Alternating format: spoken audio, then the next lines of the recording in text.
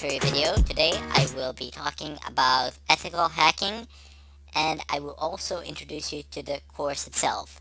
So first off, you might have noticed that the term ethical hacking is composed out of two words. You have ethical and you have hacking. Now hacking, uh, the definition of hacking is quite broad. I mean, it encompasses a very wide range of activities. However, if you actually go to any of the online dictionaries pretty much, and if you type in the term hacking, generally it will say that it has something to do with computers.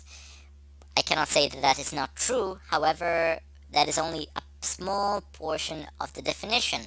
Rather, instead, the act of hacking is actually having any system, and I mean any system, not just a computer system, not just a digital system. In fact, the system doesn't even need to contain any electronic parts. So, literally any system, having it do something that you intended it to do as opposed to what it was designed to do. Now, here is one short example that has been cited over and over again. You have a lock, basically. You have a door lock in your house. Everybody has one. Well, I sincerely hope that you have one.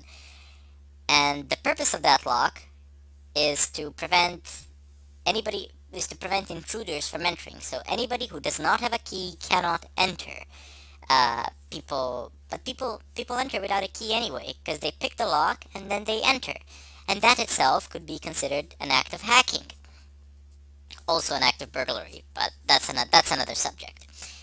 Anyway, the ethical side of it would be when you have these large automobile industry uh, manufacturers, and then they hire these burglars to come and pen test their locks. So basically, they pay them very good sums of money to go to their factories and to try to unlock their cars.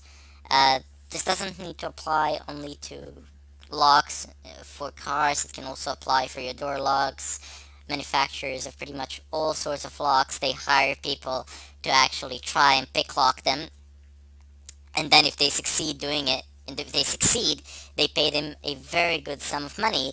I do believe that prices for one car manufacturer, they went up to 1 million euros if you manage to break their locks. But what I'm trying to say here is that the ethical side of it would be when you have a permission to do it, when it's within the constraints of the law.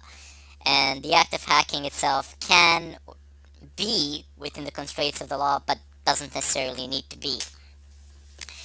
Anyway, we will not be focusing on those types of locks today, or during this course. During this course, I will teach you how to penetrate networks, how to exploit systems, how to break into computers, how to compromise routers, etc.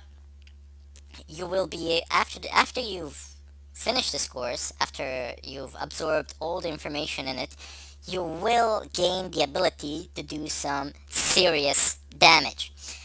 Now, because of that, I wish to give a disclaimer here. So first off, I do not encourage any sort of illegal activity. Furthermore, I strongly advise against it, and I am against it. So you do not have any legit need to do anything that is against the law with the knowledge that you're going to get during this course, because you're going to get some pretty good knowledge and you can abuse it very easily. It's not that difficult to abuse it. The opportunities are everywhere. They're endless because people tend to use insecure systems, or they use secure systems but they don't know how to operate or configure them, and then in turn those secure systems become insecure. But what I'm trying to tell you is there really is no need. I mean, if you want to do it for the money or something like that, you can make the same amount, if not more, in a perfectly legitimate way. People will pay you to actually test their networks and to see if you can find any vulnerabilities in them and then report them, perhaps even fix them. So, however, if you do decide to do something against the law uh, in any country, I am not responsible for it. That is what I want to say. I do not claim responsibility for it, as I have already stated that I am doing this for purely for educational purposes, and I do not advocate the use of this material for any sort of illegal purpose. Now, I hope you understand why I had to make this disclaimer, and I this is not what I said. These are not just empty words. I really do stand by it, and that is my philosophy as well. In any case, during this course, I will show you numerous examples, methods. You will need some prerequisites over which I will go in the next tutorial. But you're in for a ride, so sit down, be patient. That is a very important thing in this line of work. Patience, because everybody has everybody out there, if you are looking at this tutorial now, if you've typed in the term ethical hacking, I'm guessing at some point of time in your lives, like myself, you have seen a movie that involves some sort of hacking with computers, and you see this terminal and you just see them typing in something there, and it just basically works. It works within 5 minutes or something like that. Let me tell you something. That has nothing to do with the real world, or very little to do with the real world.